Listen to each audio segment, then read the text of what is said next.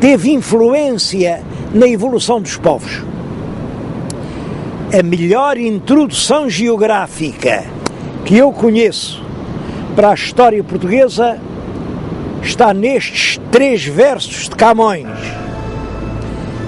Eis aqui, quase cume da cabeça da Europa toda, o reino lusitano, onde a terra se acaba e o mar começa. Essa situação foi realmente essencial para a história de Portugal. Para a história de Portugal e para a própria formação do povo português. Porque as primitivas populações do mundo tinham uma vida nómada, vagabunda, andavam geralmente no sentido do sol, deslocavam-se em imensos rebanhos, pastavam os frutos que a terra dava, pois iam em demanda de outras colheitas e, à medida que avançavam, expulsavam os povos que aí estavam, instalavam-se os povos expulsos, iam por sua vez a expulsar outros. Ora bem, nestas regiões, como esta em que eu estou, essa substituição dos povos não era possível. Daqui ninguém podia fugir para parte alguma. Chegavam novas migrações, lutavam, combatiam, acasalavam, misturavam-se e acabavam por se fundir numa grande amálgama de populações. Isso fez do português este tipo que nós somos. Nós não temos raça nenhuma. Não se pode falar na raça portuguesa. Se houvesse uma raça, nós éramos uma antirraça, feita com gente vinda de toda a parte ao longo de milhões de anos.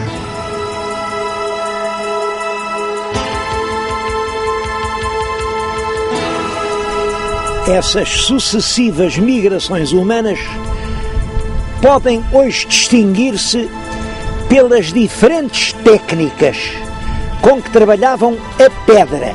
Bom, a pedra por isto. É possível que os primeiros homens se tenham servido de outros materiais, mas os que chegaram até nós são os que o tempo não consumiu. São pedras. E a técnica de transformar uma pedra qualquer num instrumento para bater, para atingir a caça, variou muito. Os arqueólogos designam as várias técnicas usadas, e usadas com intervalos de muitos séculos umas para as outras, pelo nome da região onde apareceram os jazigos mais significativos. Devo dizer que praticamente todas essas técnicas estão documentadas no nosso país, o que mostra exatamente isso, que gentes de toda a parte se vieram aninhar aqui. Ora, há cerca de 1 de milhares de anos, o clima da Europa sofreu grandes mudanças.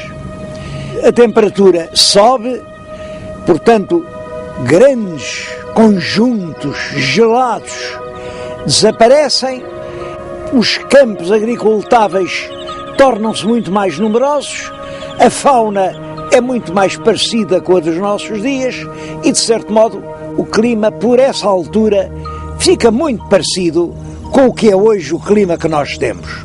E isso, claro, faz surgir uma nova maneira de viver, uma nova época da pré-história, a que os arqueólogos chamam o Neolítico.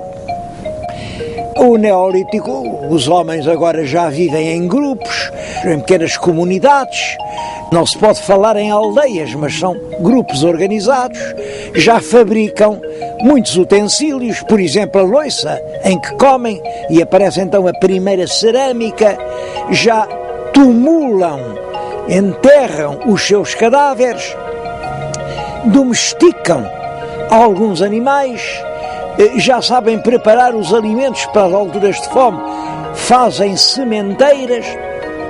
Bom, eu creio que ainda hoje, nos nossos dias, há costumes que vêm desde o Neolítico. Olhem, por exemplo, isto de ter um cão. Antes do Neolítico, o cão era um animal feroz, que atacava o homem. Depois foi domesticado, ficou nosso amigo. Outra coisa, conservar o leite. É claro, o leite era conservado em vasilhas redondas. E daí a forma normal, que ainda hoje tem o queijo. Queijo é apenas o leite conservado numa vasilha redonda. O vinho, eles quiseram guardar as uvas, mas o sumo das uvas fermentado dava uma bebida, como sabem, é hoje um dos principais alimentos do mundo. E é nessa fase que aparecem os mais característicos e os mais impressionantes monumentos do nosso passado neolítico, que são os dólmenes, estão numerosos em todo o país, os menhires, os cromlechs. Isto existe por todo o território português, mas no número especialmente importante no Alentejo. No Alentejo há maior densidade do que em qualquer outra região. Porquê? Bom, a explicação óbvia é que o Alentejo é a melhor terra para dar pão que existe neste território que agora é nosso. E os homens procuraram sempre o pão.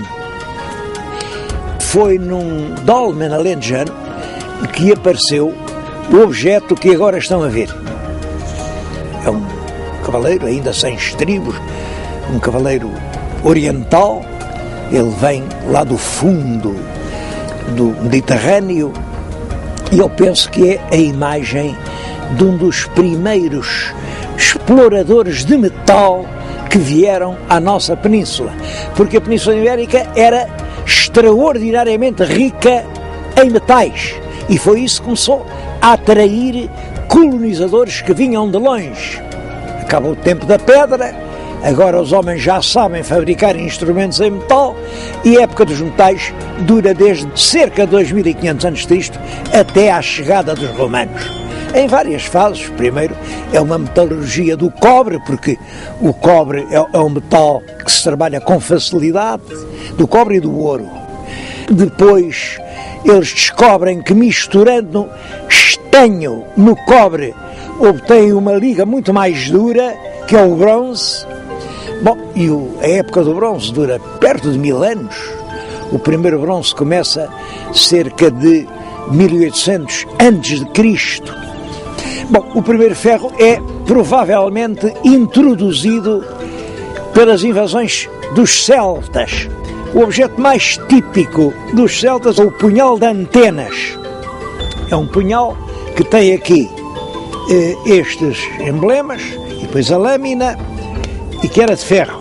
Bom, é evidente que isto tem um caráter fálico. As antenas simbolizam o testículo e isto era, portanto, um instrumento do poder e da guerra, porque é claro, com uma arma de ferro, um grupo era muito mais temível do que com armas de bronze. Mas o ferro não era só para as armas, era também para os arados. São eles que se misturam às populações que havia por aqui. Os celtas não eram muito numerosos, tanto assim que a certa altura até faziam os tais punhais de antenas em bronze, o que significa ou que não havia madeira bastante para fundir o ferro, porque a fusão do ferro é muito mais difícil, claro que a do cobre, exige muito mais lenha, ou então significa que os grupos que vieram de fora assimilaram a civilização que aqui encontraram. De qualquer maneira, são esses celtas misturados aos iberos que vêm a dar a civilização castreja.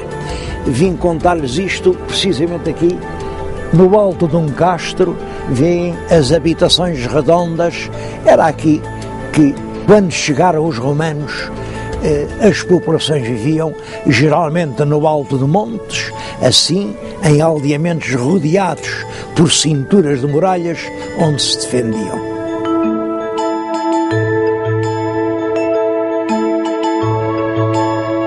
E é essa civilização castreja que domina quase todo o território português até ao século II a.C. Mas no século II, o que é que se passa? O domínio do Mediterrâneo era disputado por duas grandes potências, Roma e Cartago. Os cartagineses, para organizar exércitos para a guerra contra Roma, serviam-se da Península Ibérica.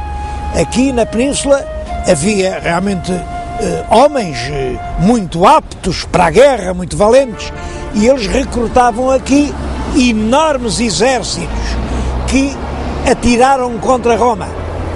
E os romanos vieram à Península fundamentalmente para impedir esse recrutamento, mas é claro, também chamados pela imensa riqueza mineira que toda a Península tinha.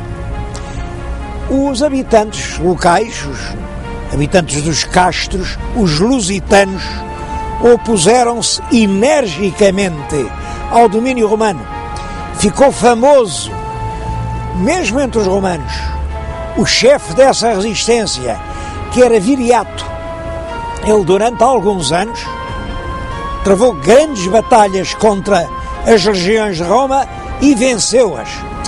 Os romanos não o puderam derrotar, enfim, no campo de batalha, mas venceram-no à traição. Conseguiram subornar 2 lugares tenentes que o apanharam distraído e o assassinaram.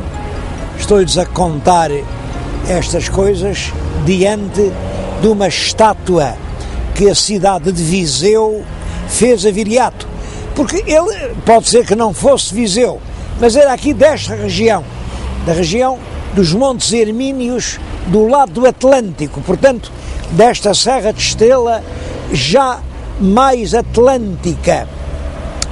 É curioso que aqui há um monumento verdadeiro.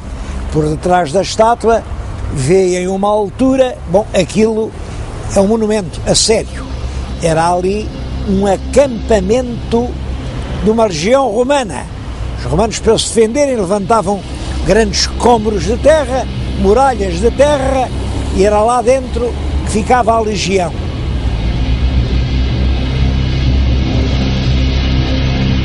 Os romanos dominaram completamente toda a Península Ibérica durante mais de 5 séculos. Costumam referir-se às datas de 146 a.C. e depois 409 depois de Cristo, que é quando veio os bárbaros. Durante esses perto de 600 anos, a influência que os romanos têm na Península é tão grande, que nós hoje nem sequer conseguimos saber qual seria a linguagem que falávamos antes da vinda dos romanos. Porque a que hoje falamos é que os romanos nos ensinaram. Falamos o latim, claro, um latim já muito corrompido e estropiado, mas é latim que nós falamos. Mas não foi só na linguagem. Foi o pão que se come, a maneira de fabricar o pão, foi as técnicas da construção civil das casas que chegaram até praticamente aos nossos dias, foram as leis. As nossas leis ainda são hoje decalcadas nas leis romanas. Foi a organização das cidades, foi tudo. Depois da vinda dos romanos, passamos a ser uma colónia da Itália, uma região em que se fala o latim, em que se pensa em latim, em que os homens se divertem à maneira dos latinos. E é claro que isso tem consequências decisivas na história da civilização peninsular. Portugal hoje é uma nação românica. Isto quer dizer, somos uma pátria filha de Roma. Ficaram muitos vestígios da passagem dos romanos em todo o país. Há mais de 2.000 monumentos romanos. É claro, alguns são muito importantes e ainda hoje estão de pé. Por exemplo, a Ponte Romana de Chaves, ainda há pouco tempo passavam por lá pesados caminhões. Ou Centuncelas, que era o centro de uma região mineira, ou realmente aquele criptopórtico de Coimbra, onde hoje está o Museu Machado de Castro, era, enfim, a base de um palácio romano. ou o Templo de Évora, que se chama tanto tempo o Templo de Diana, não tem nada a ver com Diana, era do culto imperial, ou São Cucufate, no Alentejo, que chegou até hoje porque era uma vila romana, também centro de uma região mineira, onde se instalou um convento e que não deu tempo a destruir. Os frades, em vez de deitarem abaixo, aproveitaram os muros romanos, por isso está de pé. O Milreu, no Algarve. Mas talvez a mais importante de todas as recordações que os romanos nos deixaram foram estas ruínas de Conímbriga. A cidade foi destruída pelos bárbaros, arrasaram-na. Depois dos bárbaros, cada um foi levando a sua pedra, olhem para a reconstrução de Condeixa, e hoje a cidade pouco mais tem que os alicerces. Ainda assim, ficaram os mosaicos, que são dos mais belos monumentos romanos que há em Portugal.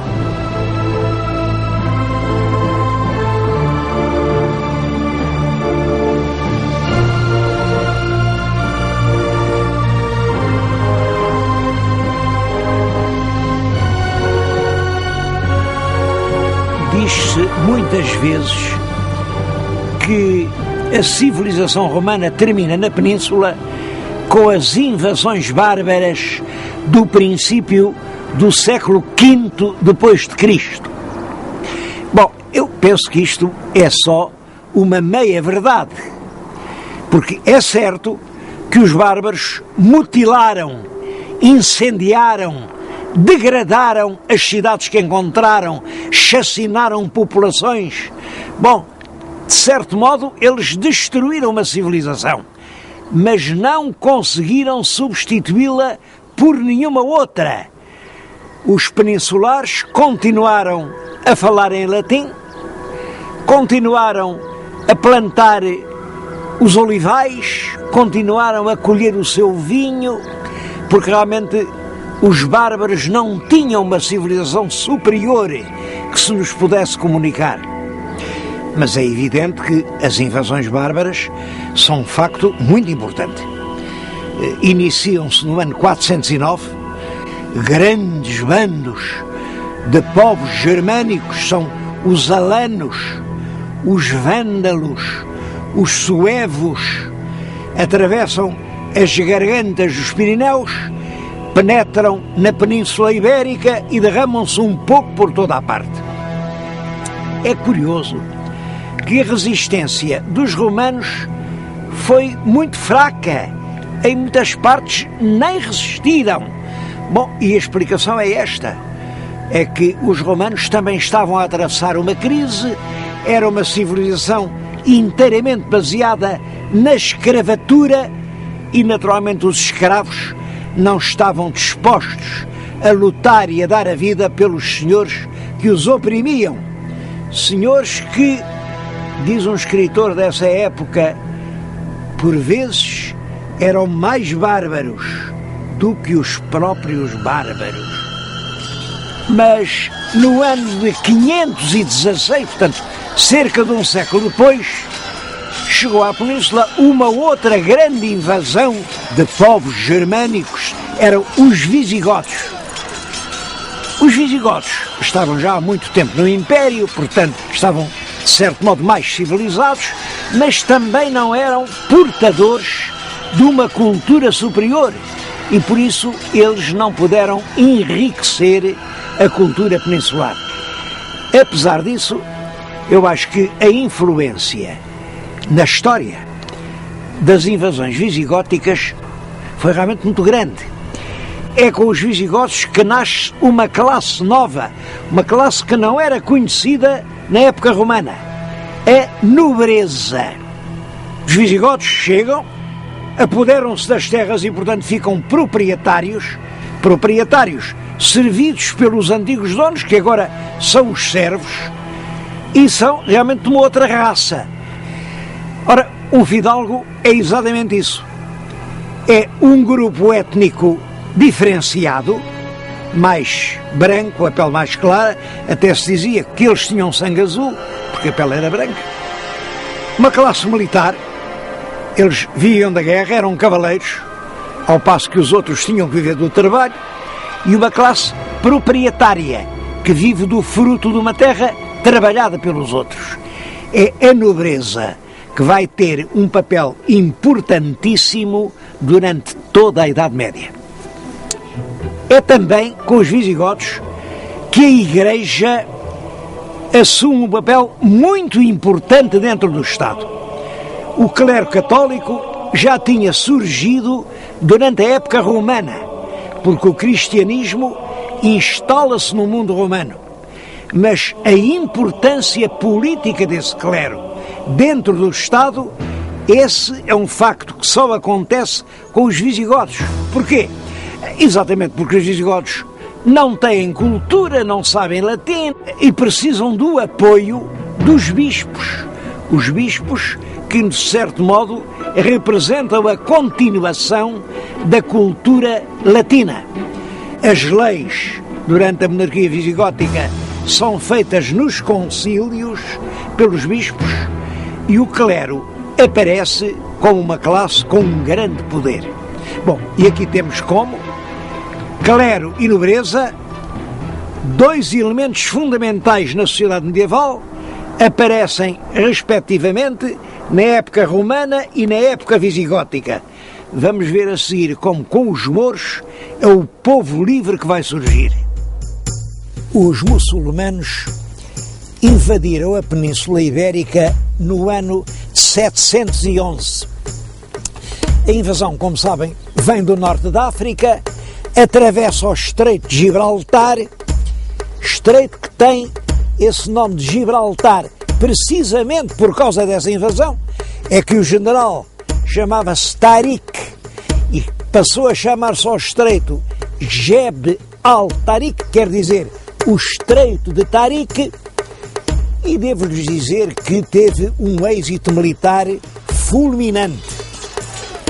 Os exércitos mouros derrotaram completamente os visigodos na grande batalha de Guadalete, isso é que foi em 711, e 3 ou 4 anos depois eram donos de toda a península, toda, com uma exceçãozinha lá em cima nas Astúrias, mas dominavam praticamente toda a península.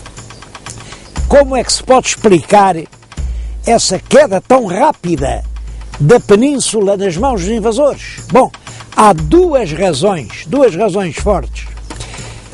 A primeira é que os visigodos tinham o monopólio das armas.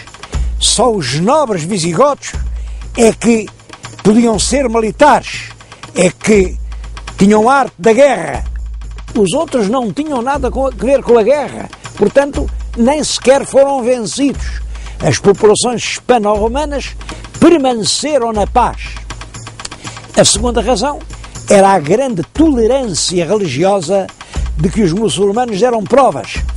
Os muçulmanos usavam este sistema. Invadiam realmente as dioceses cristãs, mas se os cristãos aceitassem pagar um certo tributo, podiam manter o seu culto, as igrejas abertas, os seus sacerdotes, tudo como dantes.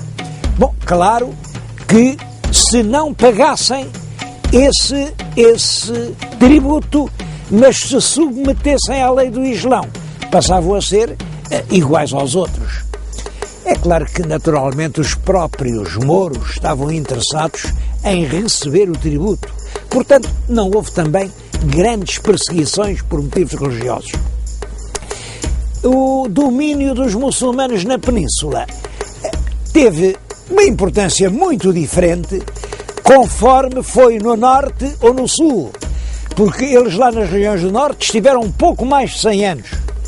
E aqui no sul, eu digo aqui no sul, porque lhes estou a falar diante de um castelo construído pelos mouros, Castelo de Alcácer do Sal. Alcácer do Sal, por exemplo, só foi reconquistada pelos cristãos no ano 1217. Esteve de mais de 400 anos em poder dos mouros. Claro que É uma influência muito mais duradoura. Do modo geral, costuma dizer-se que a influência dos árabes se deu sobretudo na agricultura, na introdução das novas plantas e nas técnicas do regadio. Bom, tudo isso é verdade. Mas isso teve importantes consequências na sociedade. O regadio permite que uma parcela pequena de terra sustente uma família. É o árabe que traz consigo a horta. E o hortelão é um homem livre. Vende os produtos do seu trabalho, vende-os na cidade. É assim que nasce um povo independente. Um povo senhor do seu próprio destino.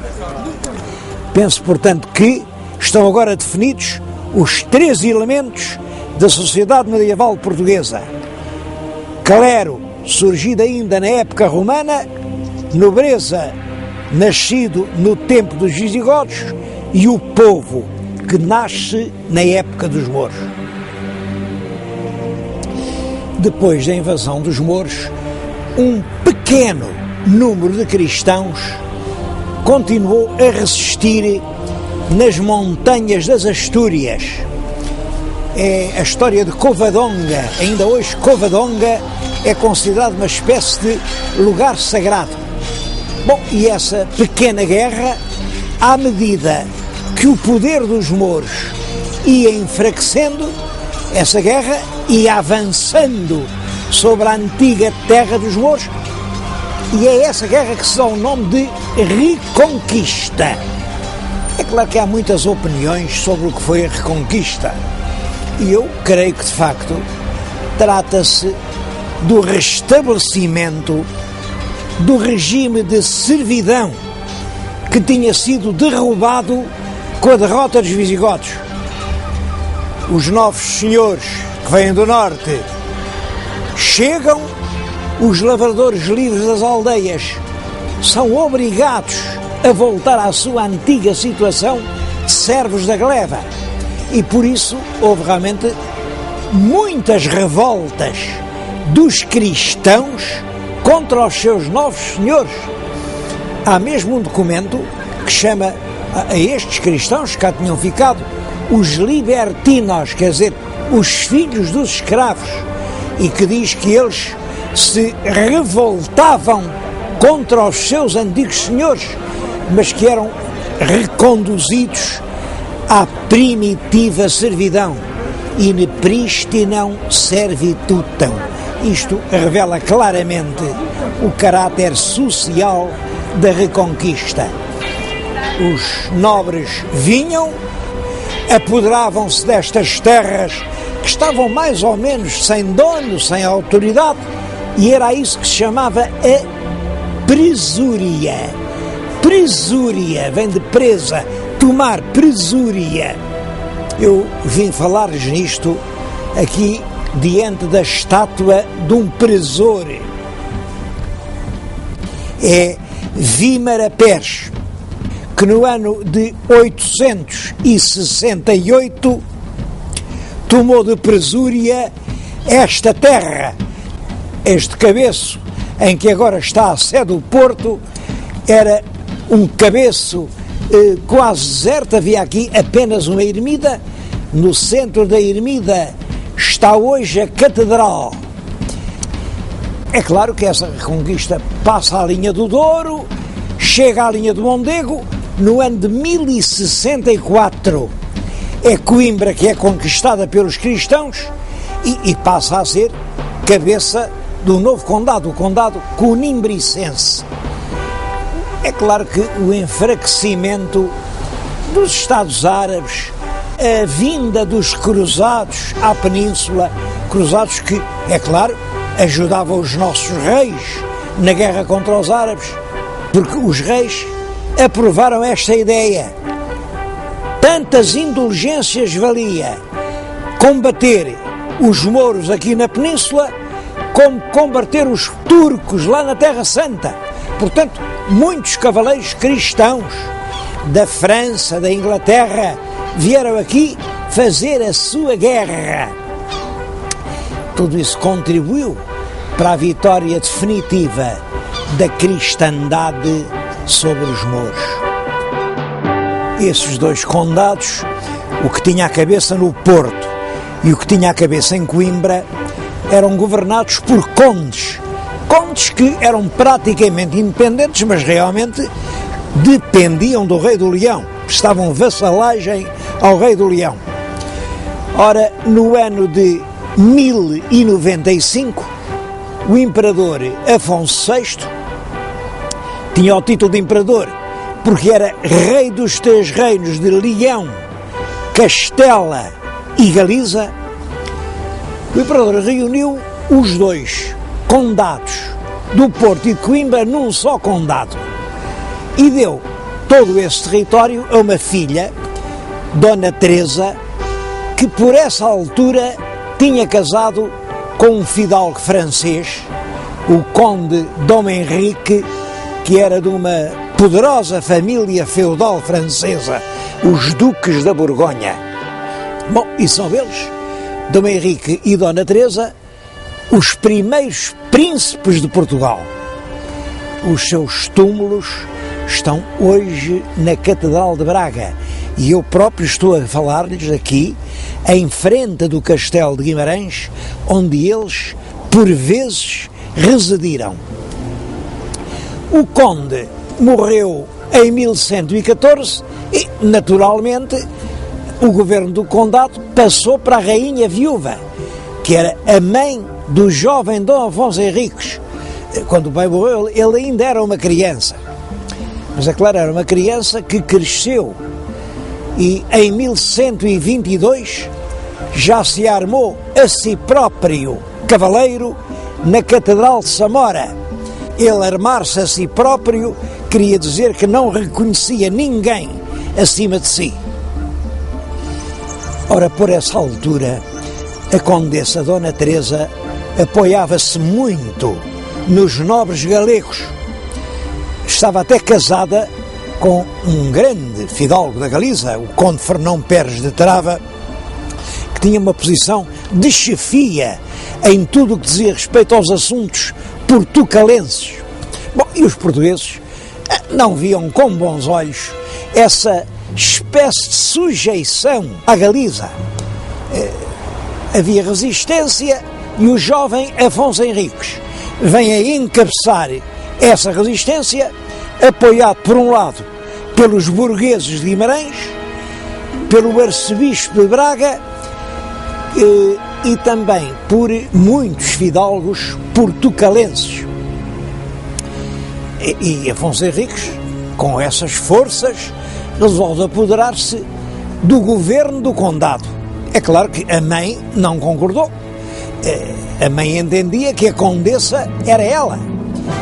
E os dois, mãe e filho, travaram um combate no campo de São Mamede, perto do Castelo de Guimarães. Devo dizer que, passados alguns anos, a esse lugar já se chamava o Campo de São Redanhas. Redanhas, em sentido figurado, quer dizer feitos de valentia, atos corajosos. Compreendo perfeitamente que ao sítio onde houve uma batalha se tenha ligado essa ideia de feitos valentes. Ora, nós sabemos, e sabemos perfeitamente, porque Fernão Lopes o diz, onde era o campo de São Redanhas. Ficava a meia légua de Guimarães, na estrada de quem vem do Porto para Guimarães. O lugar é, portanto, o que agora estão a ver. As tropas de Dona Teresa vinham atacar e precisavam de passar o rio, certamente por aquela ponte que já nessa altura existia. E foi aqui que se deu o combate que fez nascer Portugal.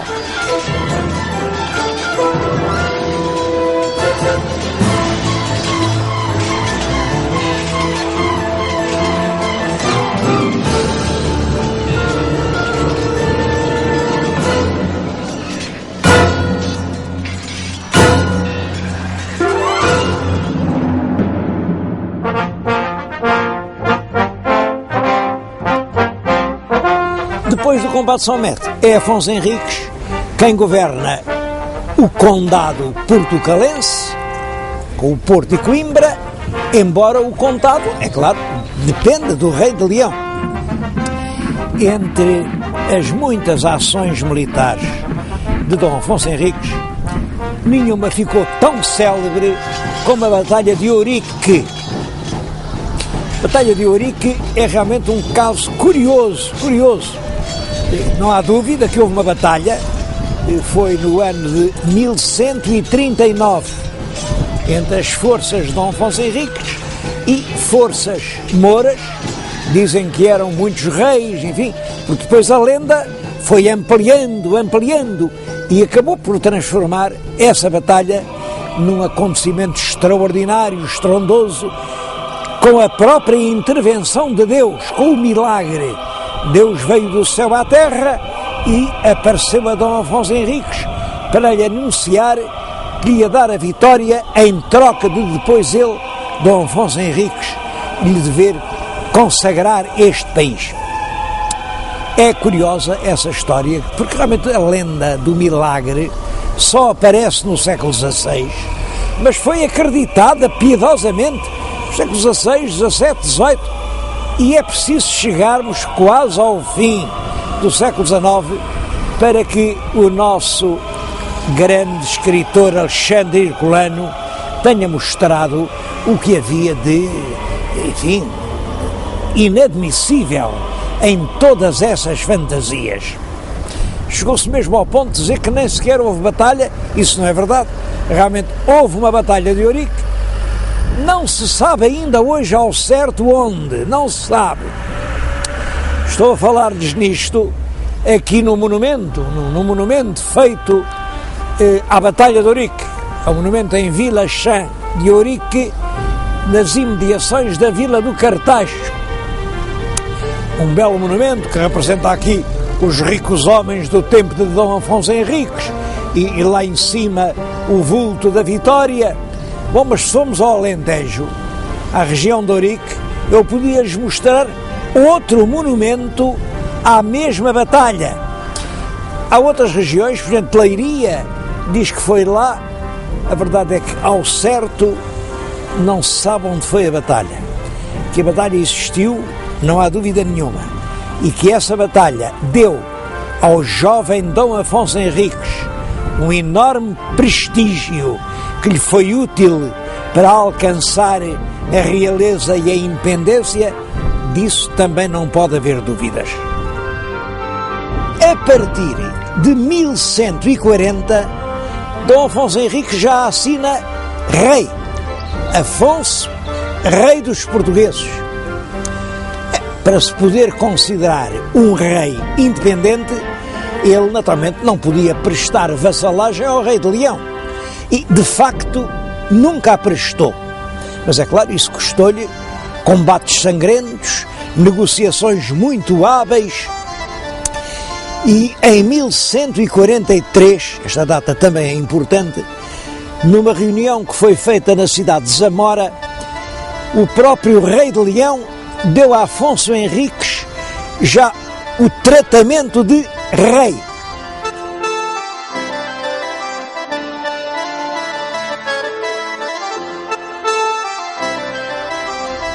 Finalmente, em 1179, pela primeira vez, o Papa, numa bula célebre, Manifestis Probatum, reconheceu Afonso Henriques como rei de Portugal. É claro que a independência de Portugal deve muito a Dom Afonso Henriques, mas não foi apenas a valentia, a teimosia e o gênio político de um homem que estiveram na base do nascimento de uma nova nação. Portugal tornou-se independente, isto é, tornou-se nação que tem o direito de se governar a si própria, porque toda a região tinha um caráter próprio e principalmente porque existia um povo português, um povo com uma língua própria, uma língua muito diferente da que se falava em Castela ou em Leão. Esse povo tinha conhecido uma situação de quase liberdade no tempo dos mouros e agora apoiava o príncipe que protegia os concelhos que eram o vestígio da liberdade popular ameaçada pela Reconquista.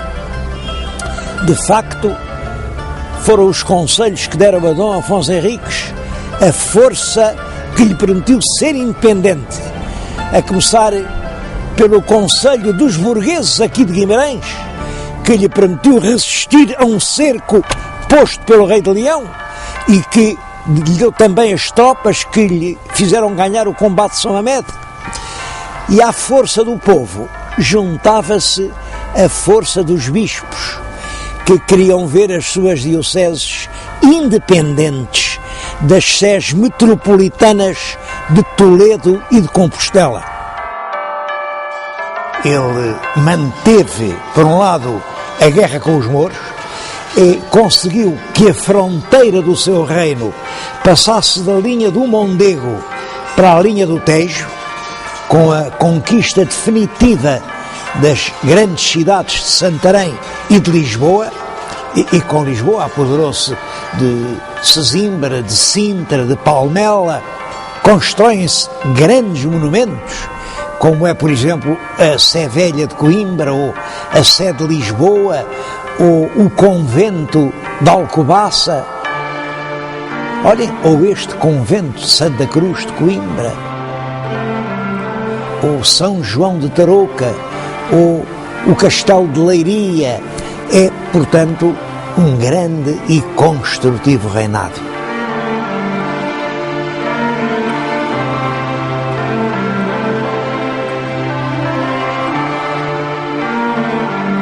A monarquia que nasceu assim, com Dom Afonso Henriques, foi essencialmente popular, no sentido de que a força do rei era a força do povo. Governou Portugal desde 1127 até a data da morte, em 1185, portanto, durante 58 anos. Quando ele morreu, Portugal era considerado já um reino independente e estava em franco progresso. Ele dispôs que depois da morte queria que o enterrassem em Coimbra, no altar-mor do mosteiro de Santa Cruz, que ele próprio tinha fundado. E eu venho dizer estas palavras precisamente em frente do túmulo do fundador da nacionalidade. Este túmulo que estão a ver, que é grandioso, é uma homenagem ao fundador de Portugal. É claro que é já obra do rei Dom Manuel, que em cerca de 1520 manda construir este grande monumento, mas é ali que, desde a morte, jazem os seus restos mortais. Mas talvez o aspecto mais notável do seu governo seja a proteção que ele deu constantemente aos concelhos dos moradores. Discute-se muito ainda hoje qual é a verdadeira origem dos concelhos medievais portugueses. Bom, há quem diga que eles representam os municípios romanos, municípios que tinham estado esquecidos durante alguns séculos, mas que ressuscitaram na Reconquista. Eu penso que não foi assim. Penso que os municípios romanos realmente desapareceram quando desabaram todas as instituições da autoridade romana e foram substituídos pelas autoridades dos nobres que se apoderaram das terras depois da invasão visigótica. Mas depois, os invasores mouros mataram ou expulsaram os donos visigóticos das terras E os moradores que lá ficaram, que eram os vizinhos. Esta palavra vizinho é curiosa porque vem de vicus. Ora, é vicus que deu Vigo. Depois os árabes substituíram pela palavra deles aldeia. O vicus era uma aldeia. Os moradores das terras ficaram sem senhores e tiveram de se organizar para resolver os seus próprios problemas, os problemas da sua vida coletiva, porque alguém tinha que fazer justiça, alguém tinha que mandar reparar os caminhos para onde se passava, tinha que mobilizar e administrar os lagares do vinho e do azeite, os afolhamentos da terra, o regime da pastorícia. Tudo isso eram problemas de todos e que só podiam ser resolvidos por todos. Por isso, os vizinhos reuniam-se. Penso que nos primeiros tempos não haveria passos do concelho, portanto, reuniam-se à sombra de grandes árvores e aí decidiam coletivamente o que é que se devia fazer. O nome que se dava a essas reuniões era os conventos públicos vicinorum, quer dizer, as reuniões coletivas dos vizinhos. E, portanto, a autoridade que outrora era exercida pelo nobre visigótico passa agora a pertencer à reunião coletiva dos vizinhos. Reparem que isto é uma mudança profunda. No mundo romano e depois no mundo visigótico, quem governa a terra é o dominus, o dono. Na sociedade posterior à invasão sarracena de 711, os senhores da terra são mortos ou são expulsos e quem governa a terra são os vizinhos. Isto são dois caminhos opostos: senhorialismo ou municipalismo. Se a terra fosse de um nobre ou da igreja, não pagava impostos, quer dizer, era imune. Mas se a terra fosse de um concelho, isto é, se ela fosse governada pelos vizinhos, o senhor era o rei e, portanto, era ele quem tinha direito a receber os impostos que eram fixados nos forais.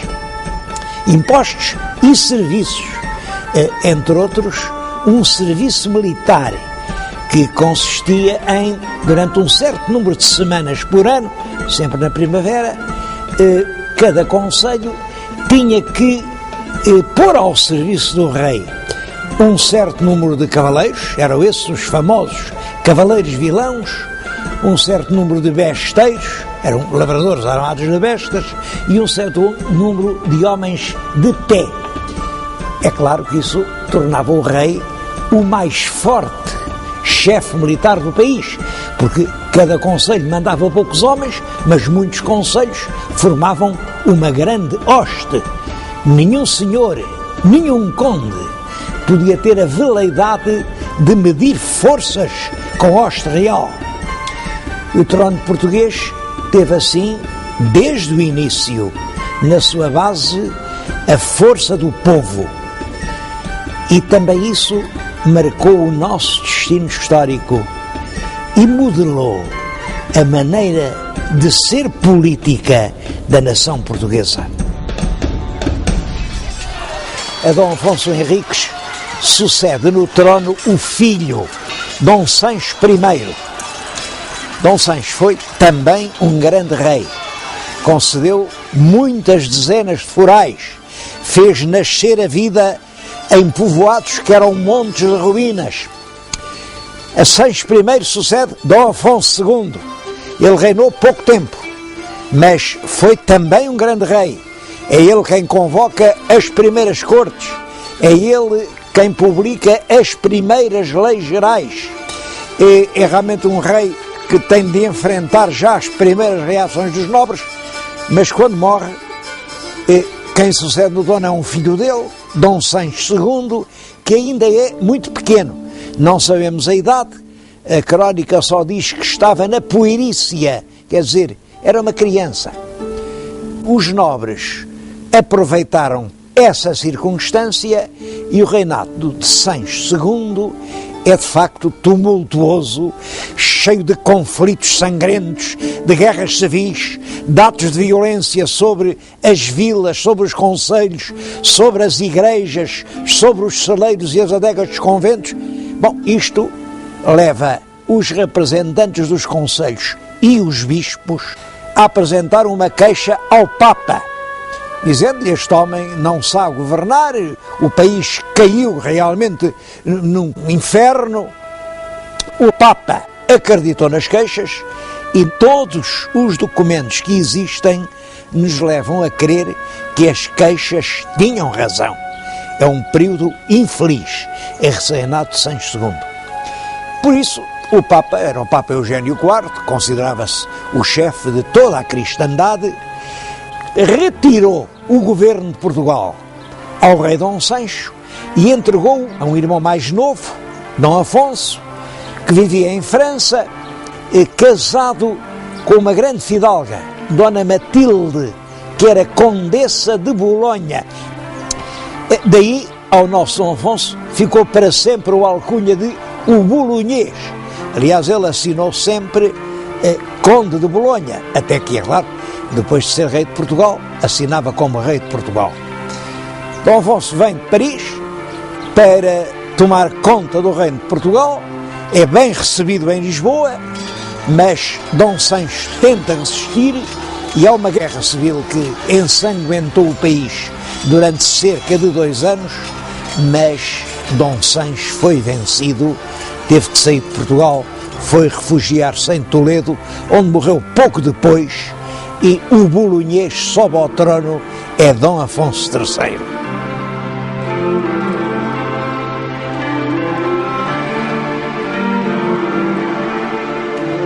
Com o reinado do bolonhês, restabelece-se a paz e a organização no país.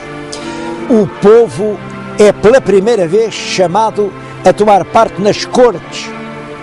E estou-lhes a falar em primeiras cortes, aqui na cidade de Lamego, também ligada às cortes por uma lenda inventada no século XVII, que diz que foi aqui, em Lamego, que Dom Afonso Henriques reuniu as famosas cortes de Lamego, que realmente nunca existiram. Isso é uma lenda inventada por imaginosos cronistas. A lenda entrou, de certo modo, na história, porque houve muitos atos importantes da vida portuguesa, até a nossa independência, em que se falava no direito definido nas cortes de Lamego.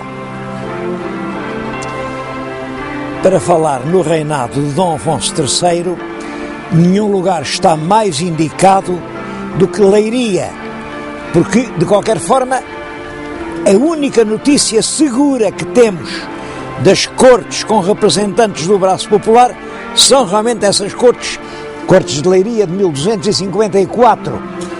Pensa-se que as cortes estiveram reunidas na igreja de São Pedro, é a igreja cuja fachada românica podem ver atrás de mim. Fica aqui no sopé do Castelo de Leiria. É um castelo que tem coisas muito anteriores ao Dom Afonso III, por exemplo, aquela parte central com a torre de homenagem, aquilo vem do princípio da monarquia, e também tem coisas muito mais modernas do que o Dom Afonso III. Aquela linda alcáçova com janelas debruçadas sobre o que hoje é a cidade, tudo isso é do tempo de Dom João I, portanto, já dos princípios do século XV. Há muitas outras coisas que nos lembram a Revolução do Bolonhês. Por exemplo, a bandeira do rei até ao Dom Sancho II são apenas as 5 quinas em Campo Branco. Portanto, a hoste real ia atrás daquela bandeira. Mas o Dom Afonso III, o Conde de Bolonha, quando vem para o reino, tem que trazer uma bandeira que o distinga. Ora bem, ele tinha sido apoiado em França por uma tia materna, que era a rainha Dona Branca de Castela, cuja bandeira era vermelha toda bordada com castelos de ouro. Era isso que queria dizer Castela. O nosso príncipe sobrepõe a bandeira branca das esquinas à bandeira vermelha dos castelos e deu o resultado que estão a ver. As 5 quinas rodeadas pela faixa dos castelos, que ainda hoje figura na bandeira nacional. Com Dom Afonso III, muitas coisas mudam em Portugal e um dos passos importantes é a conquista definitiva do Algarve logo em 1249. Notem que ele só era rei desde 48, porque é em 48 que morre em Toledo o rei Dom Sancho. Pois logo em 49 ele à pressa vai conquistar as últimas praças mouras do reino do Algarve. Porquê essa pressa toda? Bom, é porque realmente quem se considerava com direito a conquistar o Algarve era o rei de Leão e Castela. Aquilo ele entendia que era um direito dele. Por isso, quando os portugueses conquistaram aquelas praças, surgiu um conflito entre a coroa portuguesa e a coroa castelhana.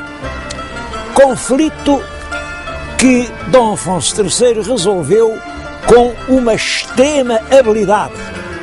Casou com uma filha, é certo, uma filha bastarda, Dona Beatriz, filha do rei de Castela, do rei Afonso X. E o rei de Castela, Afonso X, deu o Algarve ao primeiro neto que nasceu desse casamento. Portanto, esse primeiro neto vem a ser o rei Dom Dinis. Bom, quando o rei Dom Dinis cresceu, aquilo era um reino à parte, mas pertencia ao rei de Portugal, e foi assim que o Algarve se integrou na coroa portuguesa. Devo-lhes dizer que esta revolução que põe no trono bolonhês, a revolução de 1245-1248, é pouco conhecida dos portugueses. Tem muitos pontos de semelhança com a revolução que século e meio mais tarde vem a mudar também o destino nacional, a revolução de 1383-1385. A razão porque uma é tão conhecida e outra tão pouco, creio que é só esta. A revolução de 83-85 teve um escritor genial que a descreveu, que era Fernão Lopes, ao passo que a revolução de 1245-48 não teve ninguém que lhe dedicasse uma crónica.